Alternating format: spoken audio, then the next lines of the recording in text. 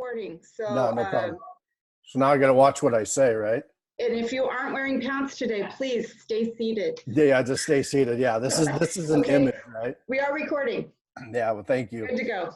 Thank you. So Sally, Bob, and I had spoke a couple weeks ago when this all kind of broke, and we started talking. We had some plans to really focus on some workshops that would help chamber members grow their business, grow their revenue, and kind of position themselves. And that was all good and well until a virus showed up. And so now our world has kind of changed. And so what Bob and Sally and I spoke about is trying to find some quick ways for businesses to find revenue in a crisis. And so I'll just give you a little bit of background, Sally, and for your members. In 2000 and 2008, I worked through the recession in a different capacity, but I had the ability to sit with business owners, and I was privy to their financial statements. And what I found is that you would have two companies that did the same thing, maybe in the same area, and one was thriving while the other was just surviving or maybe not surviving, and even going through the recession and pre and post recession. And there were some characteristics that came out, and there's many different things that those business owners that really did a difference. But the focus for today is really around the sales piece. So there's many ways to garner revenue in a recession or even post-recession, but we're going to focus today a little bit on finding revenue quickly and finding ways to position yourself so when this tide does turn, then we have the ability to kind of capitalize on it. Sally, does that still sound like a good plan today? That's the plan. I think we'll have some other questions that will pop in, but yeah, let's get started. Yeah, so what we'll do is I'll jump into the 3 strategies and then we'll ask questions after that. But really, first and foremost, when I look at the organizations that were able to find revenues, those that really survived in 2008, the first strategy that they had was to increase the visibility with their customers, their prospects, and their employees. Now, although that seems like a very simple idea right now, there's a powerful way in which you can start to find revenue real quick by doubling up the efforts of speaking to your customers and prospects, and especially employees. Now that takes, obviously, as we know, that takes a little different spin today because we can't physically go out to them like we did in 2008. So here we are, virtual, but we're doing it. And I can see in 2008, this was a strategy. The businesses that not only thrived through the recession, but then went on to have better performance. This was one of their main core strategies, and I see that happening today. What I want you to think about with this, what seems like a very simple idea, is when you're doubling down, talking to your great customers and your prospects, what you want to think of this now as more of a filter that you're going to use in order to potentially reinvent yourself or to find revenue. So a lot of times what we find is when we're going out to our customers and our prospects and we're asking them this simple question, we're asking them, what is the 1 or 2 initiatives that you have today that you're facing that you didn't a month ago or 2 months ago? Or what problems are you trying to solve? Excuse me.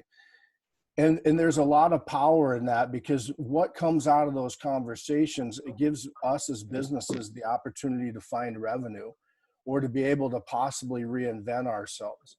And so we can't find new revenue and we can't reinvent ourselves if we're trying to answer questions to old problems. And so one of the strategies that you can think about inside of this is, how do you as the leader, or how do you engage your sales staff to be able to go out and double up on the conversation, again, with the idea of trying to solve a problem? It's kind of funny when you think about it. Now we all hear it. We hear it all the time. The stories are coming through. I mean, you've got GM and Ford now are building ventilators. You got Bacardi is making hand sanitizer. And although there's a patriotic component to that and a necessity to it, those businesses have capital, but it does tell you that they're able to reinvent themselves and find different ways to do things. We, as small to mid-sized businesses, we have the ability to reinvent ourselves. I was just taking the dog for a walk 3-4 days ago, and I'm thinking while I'm walking him, I'm like, I'm paying for a gym membership that I never use, right? Or that I'm not able to go use. And then I realized, I think jokingly, Sally, I said, well, that hasn't changed in 2 years, right? I've been paying for it, right? But what was interesting is my first thought was cancel, right? Why do I need to pay for a gym membership for the next 2 or 3 months while this is maybe going on? And I get an email from them, and they say that they have sent out now links to all their members where they've done workouts of the day that we can do from home, just on your iPad, your laptop. But when you go out and you talk to your customers and your prospects really hard, what you're able to do is help them solve a problem. This is what I want everybody to capture, is that you can start to solve a problem for them that didn't exist 2 months ago.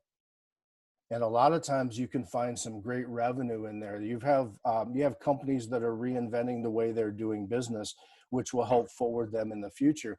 I just had Cox out to fix my internet this weekend. It was down. Of course, my boys were going crazy. You know, you thought that was the end of the world, but they don't even come in now, right? And so they're reinventing. So here's a guy standing outside of my house, yelling down the hallway, teaching a guy like me how to fix it. And you start to think about how businesses are reinventing themselves and how they're trying to solve problems. But right now, your prime customers have problems out there they don't know how to solve. And if you become the solution for it, it can mean big things. You can find some quick revenue. There's an interesting, I'll share this, Harvard Business Research, or it's been a while since I read it, but they looked at recessions, and they looked at the 1980 recession, the 1990 slowdown, and they looked at 2000 dot-com bust. This was fascinating. It's been a long time since I read it, but what I remember in it is that in companies that they looked at, the 4,700 companies that they looked at 3 years prior to the recessions, during the recessions, and then 4 years after, what they found is that companies that went out and just cut expenses, just slashed, fired, just did those types, only 11% of those, if I remember, returned back to their glory post-recession. What they also found is that companies that just went out and said, look, we're not going to cut, we're going to grow, we're going to pour money into marketing, and we're going to double up, and we're going to take these opportunities and these chances. They didn't protect their core business. They tried to do all these new things. The interesting thing, if I remember, it was only like 15 to 16% return to glory. So what is really the answer? The answer, of course, is the balance. And what they found is that companies that really focused on operational efficiencies, finding revenue or expenses that really aren't being idle, and then using that money to develop new markets by talking to their customers, almost 40% of those return to their previous glory. So think about that when we're trying to develop new markets and we're trying to find new revenue. The easiest way, folks, that I consult clients on is talk to your customers about what their problems are. And that's where it really makes a big difference. Your target, one of the things I tell businesses right now, so now you're sending your sales staff out. First of all, with your clients and prospects, one of the easiest ways to look for revenue is to look at your best competitors and find their second tier clients. They're clients that of your competitors that are maybe their second tier, that they're not paying attention, that are up and coming. Those are fantastic ways to start picking those off. You can also target some of your weaker clients, and you can look at some of their your weakest competitors, and start looking at their best clients. And this is an initiative that a lot of those organizations in 2008, they went out and they had a list of the target people that they wanted, and they went after those. And it's a fast way to start finding revenue by talking to your customer and solving a problem. Let me jump to the next strategy, because I want to make sure we have time for questions. This is one that I'm fond of, and I talk to businesses about a lot. And this is one where you can start to pick up revenue right away. And this is review your sales pipeline right now for leakage. And what we're looking for is we're trying to mine opportunities. So hopefully all of you as business owners have some type of CRM, some type of customer relationship manager that you track all of your clients. And you have in that your pipeline of things that are going forward. So there's two strategies I want you to think about. First, you want to look at the deals that are going forward right away. Those are ones where you can try to move them up. Can you enhance the deal? Those types of things. Here's what I found in 2000, I found in 2008, and I'm finding that now in 2020 now, is that businesses in a recession do not actually spend less by and large. They just spend more cautiously. They don't necessarily spend less, they just spend more cautiously. So this is the time to be able to look at the deals in your pipeline. And this is what I'm doing. I'm going through the same thing a lot of you are, is I'm looking at deals going forward and saying, what can I do to try to move those up? Daddy won't fall for it. What The happened? second thing, We got sponges and we put frosting and sprinkles on it. the We second said thing they were that cake pops. that we want to People live focus by us and on. we're like, Could, could whoever just jumped on, please mute your phone? There we go. Cool. Thank you. So what we want to do, one of the easiest ways, and I saw a lot of organizations do this in 2008, and again, some of them right now that are having some real wins, is take your pipeline and go backwards. Go backwards of the deals that you lost. So depending on how long your sales cycle is, you know, that you may go back 6 months, 12 months, or even 2 years. I mean, my selling cycle is probably a year and a half. So really looking back on those deals you lost. And here's the power. Here's where companies really saw some big hits in this. These are individuals that you went to the 5, the 4, or maybe even the 3-yard line, right? You thought you were going to score the touchdown, win the deal. You had rapport with them, but for some other reason, someone else won the deal.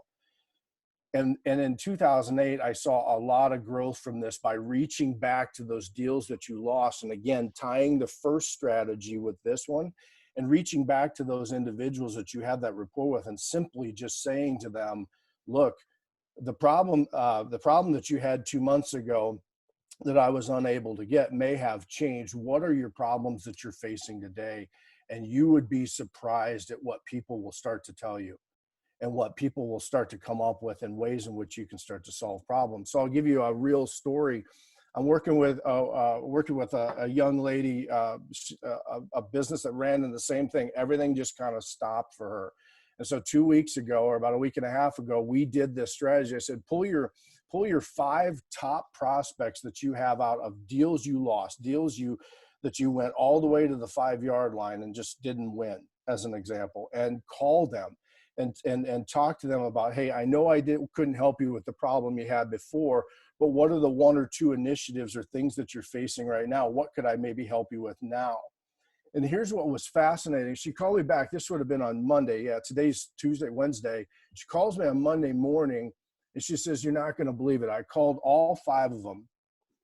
All 5 of them had planned to defer the project that they lost to a later date. And like a lot of businesses, maybe kicking the can down the road a little bit. But what she said was interesting, and this is what I want you all to grab from the first strategy and the second strategy, is that all 5 of those, none of the winning people, the winning company, have even contacted them yet. Think about that. Think about it. She lost the deal and she's reaching out and saying, look, that was a problem. You know, are they working with you on today's problems? And the answer, all 5 of them, were no. And there is a golden opportunity. When you think about it, this is what excites me, because I saw companies do this in 2008. And when they came out of it, they came out stronger. She calls me back and she says, this is amazing. She goes, one of the 5, what they did is they allocated the money that they were going to do, that they're kicking down the road, and they're solving a problem. She's solving a problem for them today. She's finding revenue in something that wasn't a problem today, or there's a problem today that wasn't when she lost the deal 2, 3, 4 months ago. And think about the rapport that you can have with some of your great customers that you bid on to be able to come through for them in a time like this. And she was excited. So what we did at the end of the call is we developed then, as she's talking to customers and prospects, what you'll find, most of us will find, is that our customers and prospects are kind of in the same sandbox generally. I mean, they generally have the same set of problems. Some problems you can't solve, some of them you can. But now she's putting together an email, just a very concise email, and a short video that she's filming on her iPhone around, hey, are you running into this problem right now? Is this what you're facing? This is what I'm doing to help clients. And she's sending that out not only to all 5 of those, but her entire pipeline in the past, her pipeline in the future, and her other prospects. And she called me this morning before this call, and she's got some real stuff on the line, things that she never thought that could come up today. So again, this is really focused on the sales, but here's what I have found in 2000, 2010 through companies and even now. And it's this: in good times and especially in bad times, price is less of an issue than your ability to solve a problem. The ability to call your customers and solve a problem, price is usually never an issue. Cool. And then the third, I will share this, and then we'll kind of get to some questions. I want to share after this. I want to share some about 10 or 12 quick tips. This one is a little bit more controversial, and you kind of think about it if you have a sales team or looking at your products and services. Now, before I say it, I'm going to tell you that I'm a big promoter of developing people. And I've always said, whether it's a keynote speech or conference or anything, if you want to grow market share, grow your people. So I'm a big people developer from that standpoint. But the third strategy is this is your time to think about enhancing the value of your products and services and your sales team, to really start to upgrade the time. And I saw organizations be able to find some really good revenue right away from this. There's a time right now, most of your competitors are doing is they're thinking about cutting their price. If you want to find more revenue, one of the ways, this seems kind of obvious, but couldn't you possibly raise your price? Is this a time to possibly be the voice of confidence? In 1973, is interesting, in the recession then, IBM was famous for, some of you might remember, IBM was famous for raising all of their prices in the 1973 recession. And what they said, and if you probably heard this is where the famous saying of no one ever gets fired for hiring IBM. That's where that came from. They raised their prices, and what they did is they created more value for their clients at that particular time. And in 2001, Amazon did the same thing when the dot-com bust. They were able at that time, while their competitors were trying to cut prices and figure out how to operate what they were doing, that's when they launched their third-party selling platform at that time in the midst of that recession, which is obviously what helped make them what they are today.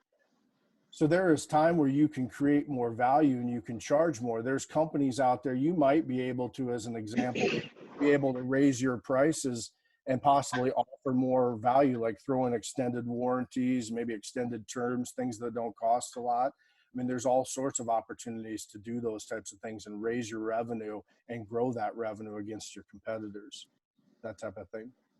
Make the switching process easier, I think, is really important. And then, as I mentioned, this is a time, folks, to really think about your sales teams. Then think about, do you have the ability to pick up good revenue? Do you have the people to be able to do that? Again, I know that, again, we care about our people and we want to make sure that we do the right thing. But what I find in organizations a lot of times now that I go into, you have about a third of your sales staff, the bottom third, the average barely covers their cost. If they can't sell during bad time or good times, they're not going to sell during good or bad times.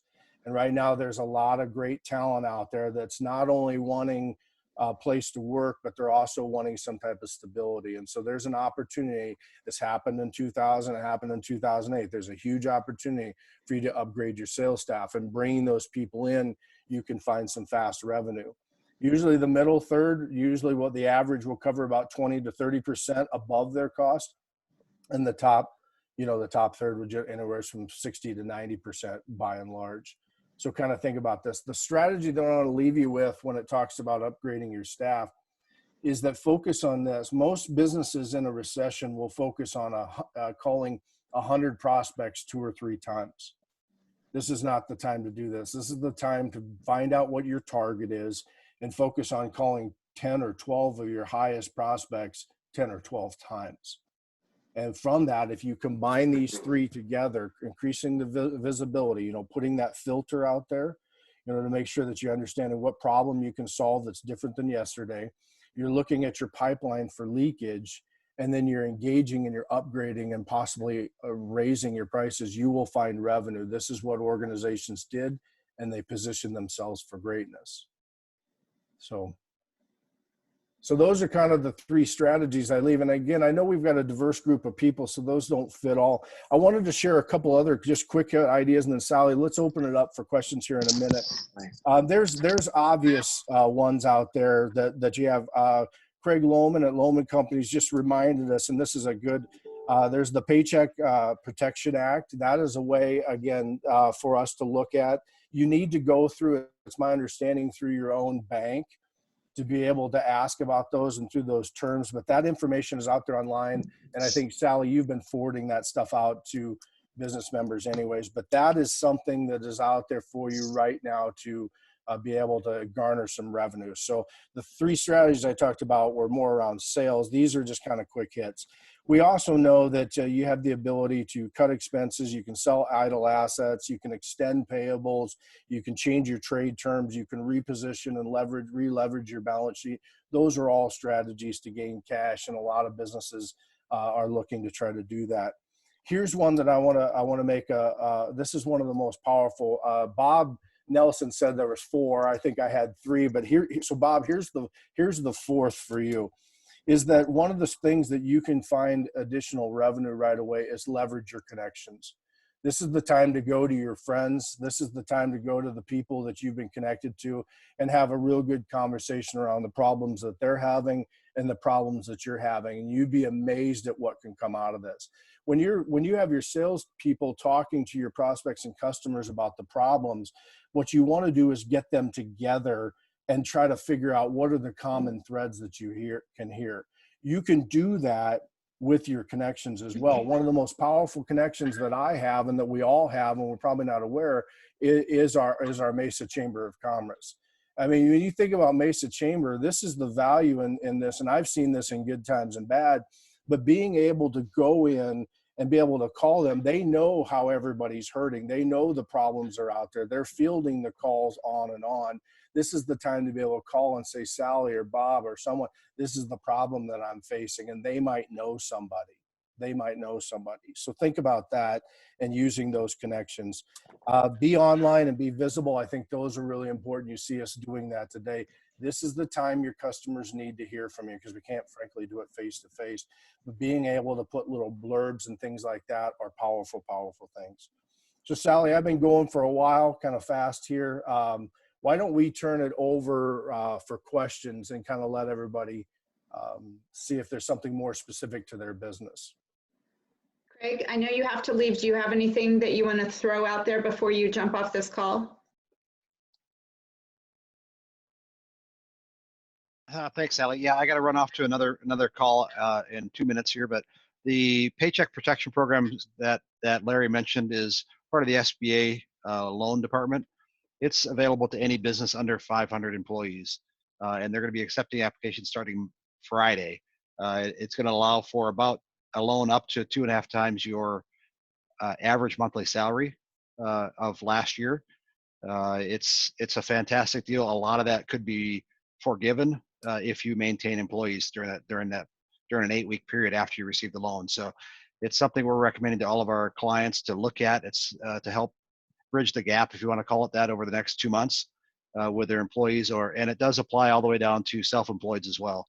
So something that definitely need to look at, and keep your ear out. Things are changing by the minute. We keep hearing things happening. Keep your ear out, listening to various sources. The chamber is a great place to listen to.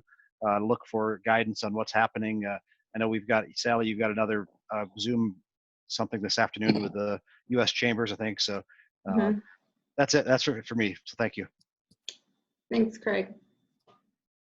Anyone else? Mr. Lawson, you always have something to say.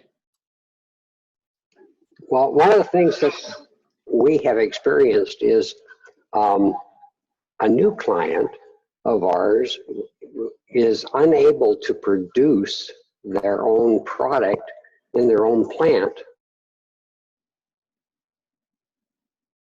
We lost your mic. To actually increase our staff and take care of them and move that business from other states, and in this case, another country, down to Arizona, to Mesa, and we just hired an additional 6 people to do this particular type of work. So that's something, this is not something that we would normally have done, but it's something that came up, like Larry said. It's just an opportunity with one of our clients where we were able to take advantage of it and increase our business and our staff because of this. That's great. Yeah, that just cements that point, doesn't it, Keith? I mean, just being visible out there and talking and trying to solve a particular problem you'd be amazed at how businesses will reinvent themselves, after that, and how their business will look different and shine different. And that's what you see coming out of these recessions, businesses that are able to do that. Hey, Larry, I have a question for you. So those conversations, when you do those outreaches, talk a little bit about how to initiate those conversations in a consultative way instead of, because you don't want people to get your phone call and think, oh my God, they're calling me to sell something. Yeah. So throw a couple of ideas on how to initiate that discussion and initiate that dialogue. Yeah, that's great. One of the things that I used to talk a lot when we were rebuilding markets and growing them was really to come at it from an authentic place. So that first and foremost, get your sales team in an authentic problem-solving place. This is not the time to feel like you have to sell something, and really push something, because really at the end, you almost have a look of desperation. We see that in emails that we're getting and people that are calling on us. Now, what you really want to do is you want to position it as, I'm here to help. I don't know how all the answers, so to speak, but what are the problem that you're facing? So Bob, to your question, simply having somebody reach out and say, look, I realize we're all hurting, but I wanted to reach out and find out what are the one or two, maybe three initiatives that are important to you right now, or what problem are you trying to solve, that you did before, or we had looked at something before and that didn't work. What are you focused on right now? Because what you'll see, just like Keith's example, and again, it happens with all sorts of businesses, is that you can't solve everybody's problems. There's some things you just can't solve, but at the end of the day, you may be able to find yourself as a solution. So the other part of that is you just listen. And what I found a lot of benefit, even in my organization where I was at, is I would then pool the salespeople together once a day or even once a week and be able to say, what are you hearing out there for the customers, right? What are the customers and prospects telling us? What problem are they facing? And then let your team brainstorm ideas. It's amazing what your team will come up with. And then now you're going back to them with a solution that is all about them, not about what you sell, which is the way sales should be anyways. It should always be about what you're doing to benefit the end user. And that's what, in my business now, I'm trying to take back. So it's positioning them, Bob. Yeah. Hey, Larry, you talked about saving your current customers by being in contact and solving different problems. How do you keep them and maintain the price when competitors are cutting theirs? Yeah, so I saw this a lot in the industries, a lot of companies. So you're out there, right? And we're trying to go out and we're talking about value and extended warranties or some type of value add. Maybe we're thinking about raising our prices or keeping our price. And of course, you've got the people that their strategy is to go out and cut the price, right? I'm just going to slash it. One of the things that I consult with clients, and I'll give you this because I've been doing this myself in all of my businesses for 15, 16 years now. What I do, Sally, is a very simple strategy to avoid being picked off, is that I give all customers, the top customers, a value-added scorecard at the end of the year. Or if it's something that's renewing on whenever the renewal is, that type of thing. And it's a one-page document at the end of the year that literally just says to them, here's the things that I completed for you. It's not a matter of, oh, I took this phone call on June 2nd. That's not what we're talking about. But we all know that we have customers that we create a lot of value for, but sometimes we can be so good at it that the customer doesn't always see it. So I'll give you a quick example. I love stories. So I move out to Arizona, and I got to get a pest company, right? So I hire a pest company to come and spray my house that I had bought. And the next day it was like bug Armageddon. I know that's gross, but I literally had to sweep up bugs because the house had been idle for a while. And so the next week they come back and they spray, or next month they come back and spray, and there's less bugs, and then there's none, right? After 3 months. Now, these people do a good job on a number of issues, a number of things and whatnot. And I have people knock on my doors all the time. Boom, boom, boom. We can cut your aid. What do you pay now? We'll slash it. And then we do this immersion technique, and they got all this stuff, right? But I'm loyal to this pest company for 3 or 4 years. The reason I tell you this story is because that pest company does such a great job that you don't see any bugs. You don't see the problem. And so one of the things that I have always done is you have to think about your top 20 customers or 20% of your customers, and you have to give them a value added scorecard, something that tells them, hey, here's the things that I did for you over the last year. Here's the value I provided. So I'll give a plug. I see Keith and Peggy Lawson are on. Keith, you were just talking, but Keith does a lot of my printing work in my business. I have to print a lot of brochures. Well, I come across an event this last fall that clearly I didn't know I needed something. And then when I did, I called Keith and said, Keith, can you help me out? And Keith reallocated at Market Builder. He reallocated resources to get that deal done for me in the quality that Keith expects of his products. It was phenomenal. But the reason why I tell that story is sometimes we can forget that, can't we, Sally? We can kind of forget, you know, that somebody's done a really good job. And if Keith, now I may not be a top 20 customer, but nevertheless, having a one-page sheet to be able to say, look, here's the projects that we did for you this year, and here's the deal that we turned around in 3 hours and, or, you know, in 3 days or whatever. And then at the bottom, I usually just put a little solicitation, tell me how I can get better. Tell me how I can produce more value, and have them send that in. And I do that all the time because right now, I know this is a long answer, but this is really powerful for all of you on the phone, because at the end of the day, when those people are calling saying, I can cut your rate, they're going to look and remember that sheet that you give them every year. And they're going to go, nah, I'm good with what I got. So that helps. Nice. Are these strategies designed to help us with the next recession then? Yes. We're gonna have another one, right? Yeah. So one of the things that we could do, Sally, if there's interest and people like this type of format, one of the things I think we could do another Zoom call in a couple months, or 3 months, whenever, when we start to crest out of this. And one of the things I have on my mind and what I'm talking to businesses about now is not only growing the revenue, which we always have to be doing, growing high margin revenue and producing value at every step of the way. That's the goal. But then it's the decisions that you make of how you stress test your business, how you're able to take that income or that profitability or that new revenue, and how do you improve your balance sheet? How do you improve your liquidity, reduce your debt? How do you focus on how much variable interest rate versus fixed interest rate? How do you position yourself so that, I know this one's a little unique, but a recession, you become more of a bystander in it. And it gives you the ability to capitalize on those opportunities. And so, yes, they work for future, but they really work on helping you to position so that the sting isn't so bad.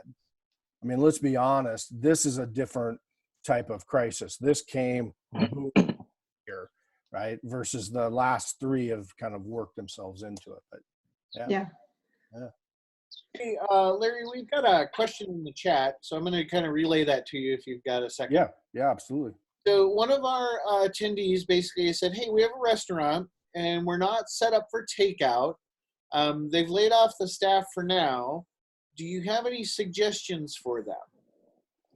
Yeah, so there's businesses out there that you know, they're in all shapes of this situation, and restaurants as we all know, have been hit, and we're trying to support that. And you know, what will come from that for that business? You know, they may start to reinvent themselves, but just ironically, I forget the name, and I wish I could give them a plug, which would be beneficial, but I just saw on the news that a restaurant in Phoenix was now doing grocery bags. So what they were doing, they had to lay off all their staff, and this is just an idea, but what they were doing is they were packaging some of the meals and some of the inventory, the food inventory that they had, and they were putting those into almost like a grocery bag for delivery, and they were delivering those to people. So and charging for them, of course, but then they were able to get some supplies if they wanted a loaf of, let's say, French bread, maybe some wine or whatever that would happen to be, but then they could also have a couple cooked meals in there from that restaurant. And that was a way in which, according to the news feed, they were kind of just trying to stay afloat at this time. So when you're not set up for it and you don't have customers coming in, I guess my general answer is we have to go to them. We have to find ways to go to them. And that was just a way that was on the news the other night. Can you talk? At the end, you know, I'd like to give my contact information so that if somebody has a direct question on their business, they can sure reach out to me. You want to do that now, just in case somebody has to jump off? Individuals can reach, so boilingfrogdevelopment.com is my website. So boilingfrogdevelopment.com. It was based off the parable of the boiling frog. Businesses recognize their environment has changed, and who would have thought it could be more relevant today? Yeah, no You kidding. can email me personally. My direct email is boilingfrogdevelopment@gmail.com. And Great. then I change more of the cell phone number, my direct line, but that's an easy way. Facebook too. So, yeah. I did have one other question. If you could talk about maybe the characteristics of leaders that have thrived versus some that just survive during crises like we're going through. Yeah. Yeah, that's a really good question. So I took the opportunity to interview thousands of business owners over an 18-year span.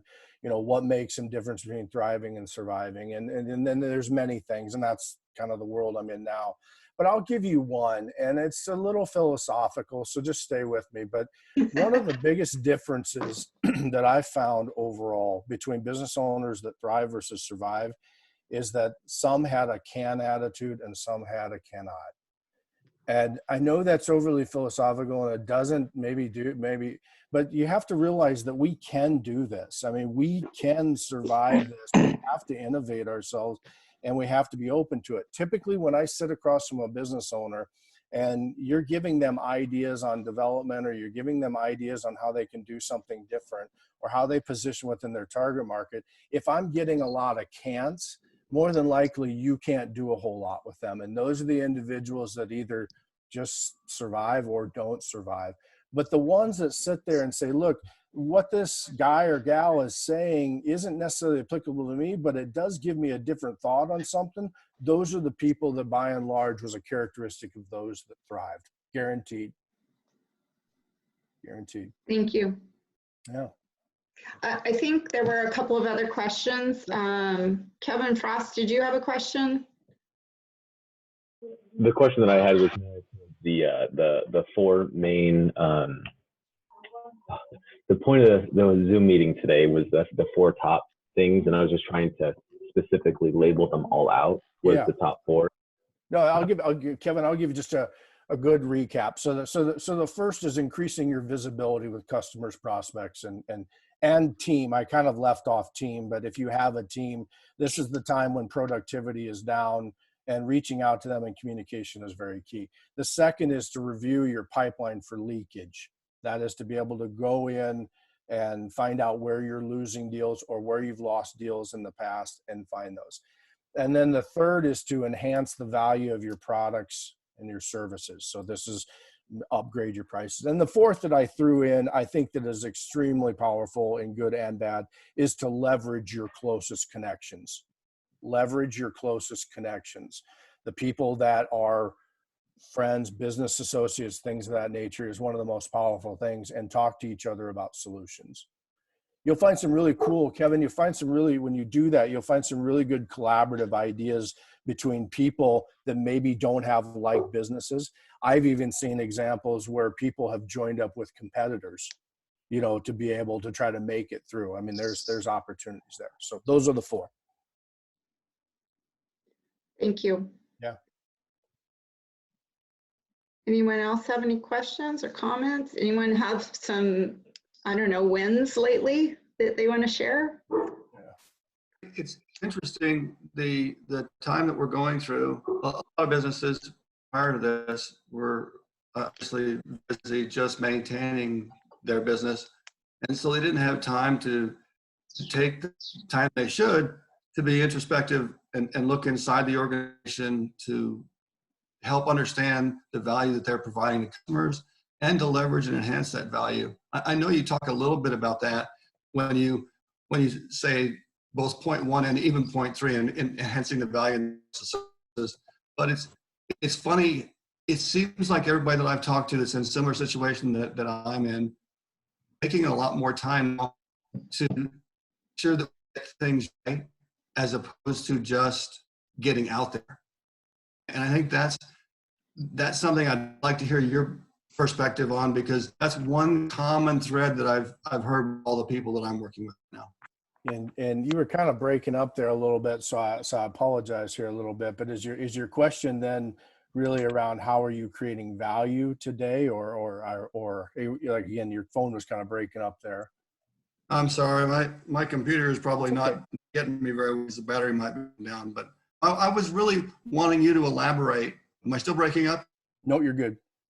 Okay, I was wanting you to elaborate on the connection between looking inside the organization, getting employees going in the right direction, and making sure that what you're putting out to your prospects is finely tuned. Instead of before, it seems like a lot of businesses were just shoving stuff through the funnel, through the pipe to get out to customers. Does that make sense?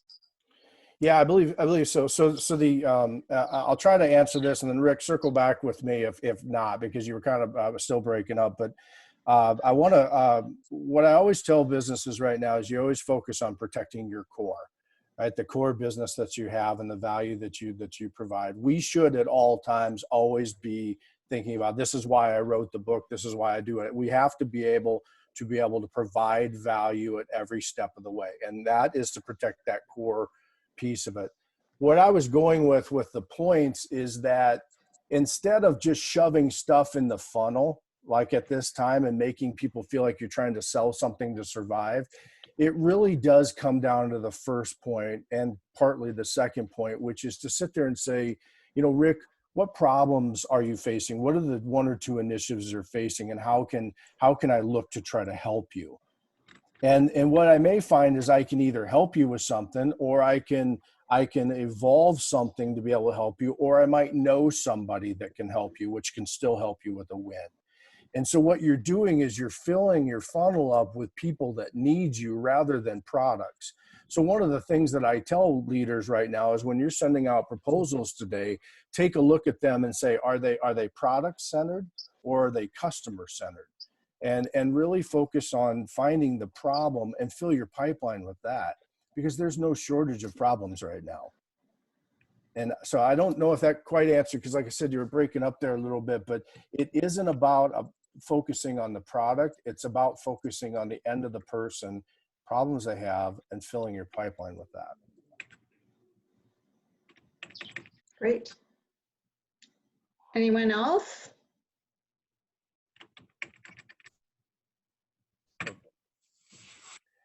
If there's no other questions, I'll leave my part with this as we're kind of wrapping up. Think about these things. Now, again, I rattled off a list of other ways that you can raise revenue and you can find revenue. But at the end of the day, we can survive this. We have the opportunity to be able to do this if we have the right attitude and we're out and about. What most companies that didn't really survive through 2008 that I witnessed by and large are the ones that stuck their heads in the sand and just kind of said, I'm going to hunker down. I'm not going to do anything. I'm going to slash expenses. I'm just going to sit there. Those people never grew to be the company that they were before, by and large.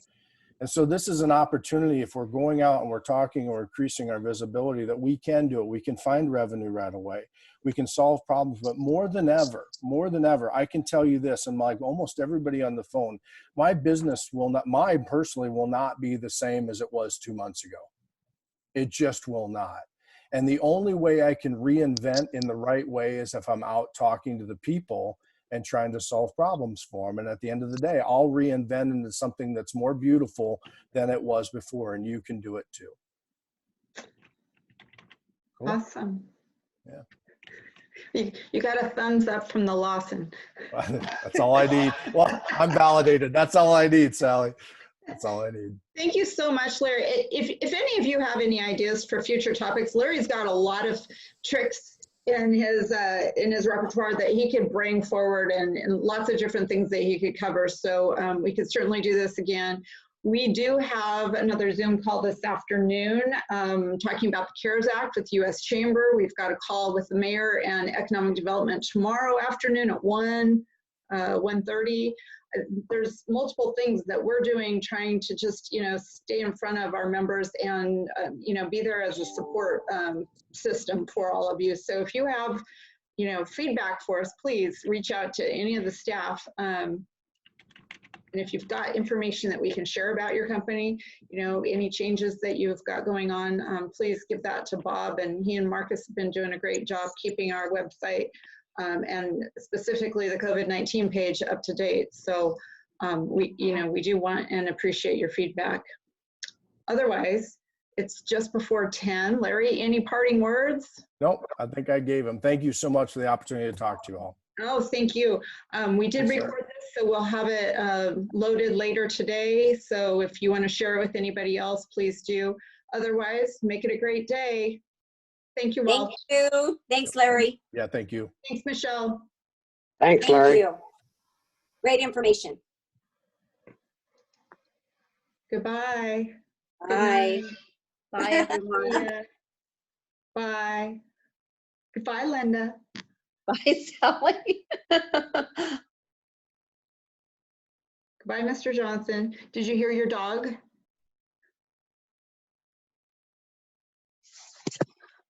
You're being very quiet. Okay.